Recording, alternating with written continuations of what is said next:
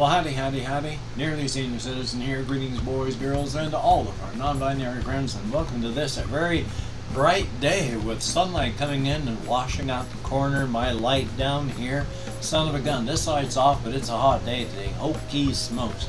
This morning, I woke up early, 5:30, got in here, started recording, did my vlog, 7 o'clock, headed out. And then I made it to the hospital and the clinic just in time for my appointment. It was actually a pretty good appointment. We talked about a lot of things. He checked out like these moles that I've got coming in that keep showing up in places. And I've got a referral to a dermatologist, but it doesn't look cancerous, but it is something to check out and biopsy and such. Yay! We checked out my leg. We believe that the irritation, the actual pain and all that is my bloody lymph nodes.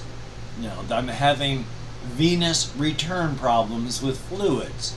Not my circulation. My circulation is great. He was checking my pulse and all that, and the perfusion and blood comes back and everything is great. And the ultrasounds I've had said my circulation is great. It's just that I have problems with the fluid retention because of, well, the lymph nodes down there aren't working properly. So, yeah, it's just swelling. So, yay. My blood pressure when I got there was great. There have been times when we've checked them when I've showed up that they've been worrisome, but on the whole they've been pretty good. So that's fine. Now, I had been expecting a call if there was a problem with my A1C and blood sugars, which is check for your diabetes, or for my cholesterol. Then I found out when I got there that, oh, we mailed you a letter. I have problems with executive function and mail, and today when I was trying to find the stack of mail, I can't even find it. So I don't even know if I was able to go through it. I might have just tossed it. It's hard to say. But we talked about that. My A1C that they check, right in the middle of where it should be. Lowest value, highest value, I'm right here where I should be. And my blood sugar, fasting blood sugar, was like 86. So I'm in great shape diabetically, which means I don't have diabetes. Not even close. So thumbs up for that. My cholesterol, a touch elevated. And when he says just a touch, it's not even something that we're going to treat. Because it's not actually elevated. It's in like, here's the range of, you know, low to high. And I'm more like here?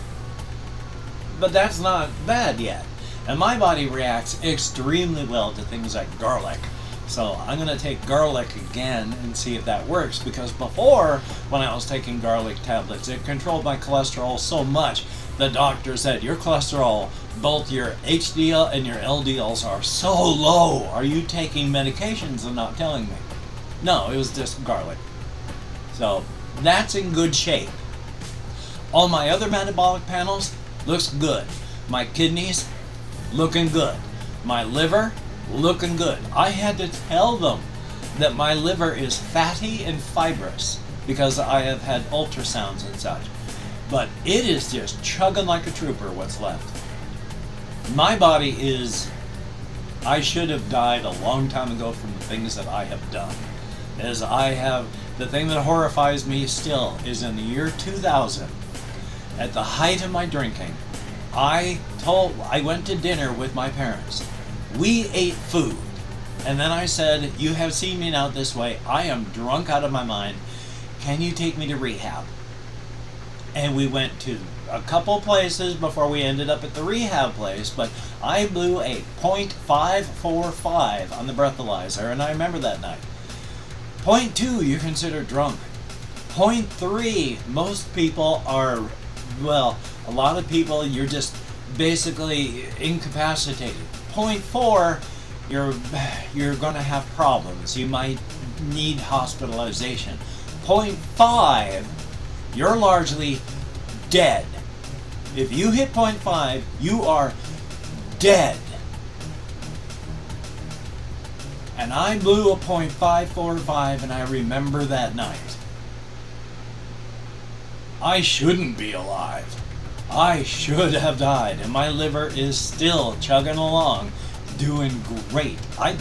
The only thing I am careful about eating is nothing. The only thing I do is don't drink alcohol, and my liver is chugging along, just great with what it's got. Thank goodness. The one thing I have to come up next week, we talked about how there were calcified nodes in the bases of my lungs. I had those from an x-ray like 5-6 years ago.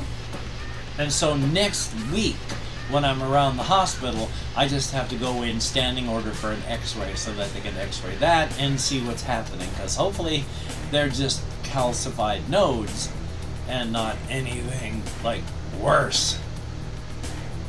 But calcified nodes, I mean, our bodies throw calcium around everything to keep it all encapsulated. And I was TB positive, still am, so who knows? Maybe those are little encapsulated TB spots, and they're dead because of the medicine I took. So, thumbs up. Also, just before I started recording, all the skin of my lips have just been peeling off, so it feels very uncomfortable. I want to pull and pick at it.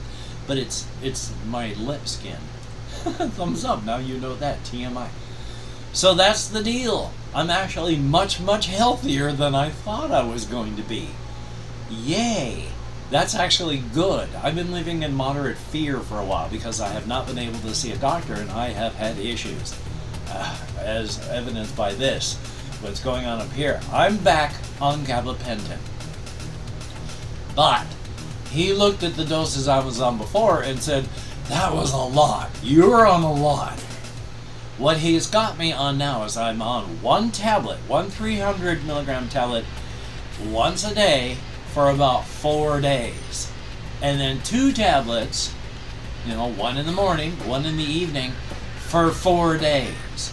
And then a third tablet, morning, afternoon, night, from that point on. But that's about 10 days to go on about half the dose I was on before. So hopefully I'm not going to get as dizzy, and hopefully I'm not going to be as garbled as I was. I don't think it ever showed up on recordings. But when I was taking the gabapentin, I would frequently go to say something like, hey, I think I'm going to pick this off the table. And it would just be, and it would just be, holy smokes, what happened to my mouth? So hopefully that's not going to happen. But it even actually feels a little better now. And that's good, because I've reached the point where, because it's not going to get better, it feels okay in the morning. It starts to feel not okay by the afternoon, and by evening and nighttime, it is not good. Walking to the doctor's this morning, it was already in the this is not good stage. This spot where it comes down into my tendons on the rotator cuff, bad news. But the gabapentin, even today, just the 300 milligrams, it feels better. So that's good. That's good. Gabapentin, good. Checking my time there. I don't want to ramble on forever. I don't want to just keep repeating myself. I don't want to bore people. I am boring enough as it is. I don't need to add more boredom on top of that. But there we are. My health is actually, as stated, better than I thought. I do have something that I wish I had brought up. If you have pain in your hip joint and it's on the outside, that's not your hip joint. That is just muscular pain, stuff like that. If you have your actual hip joint hurting, it's on the inside of your leg, right near your groin. That part's gonna hurt. That's your hip. Lately, I have been having pain in my right, well, it's not quite the hip point. It's not on the outside.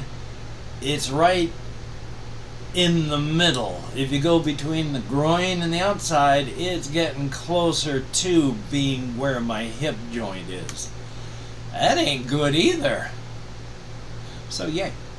But still, thank you all very much for watching. Thank you all very much for being concerned. Thank you all for caring. It is appreciated. I'm still going to have surgery. I talked with my doctor there about it. Because, yeah, I said, I'm sure I'm watching it, but it's not going to get better. And he's like, nope. And that's how I may be an okay candidate for surgery now, but the older I get, the less viable of a candidate I will be. And he's like, that is true. So yeah, there's gonna have to be surgery at some point after I've moved, and then hopefully it's gonna fix this up, and hopefully I'm not going to end up dead or paralyzed or just in absolute agony. Thumbs up. Surgeries are pretty routine. But every time you go under the knife, you gotta roll your 20-sided die, and there are plenty of people who accidentally roll a natural 1. I don't want to roll a natural 1 and have a critical failure under the knife. So thank you very much. You take care. Have a great day today. I will see you on the flip side. Am I going to do anything further for today? Am I going to record some Daggerfall? Am I going to do something? I honestly don't know. I wish to, but I fell asleep. I left here at 7 o'clock. I got back at 11:15 because I had to walk from here to the hospital, from the hospital to the local Walmart, and then the local Walmart back to me. About 6 or 7 miles in total. I fell asleep. Woke up about a half hour ago. It is 3:30 in the afternoon. So, thumbs up. I got this, and I'm recharging it. I have a 10-foot long USB cable with an adapter, because it's a USB-C. The adapter, or I can't remember, it's not of the type, so there's the adapter to connect it to this, and so I'm charging my controller. Yay! And that means it's already on. I don't even have to turn it on. So you take care. Boy, what a professional setup I have.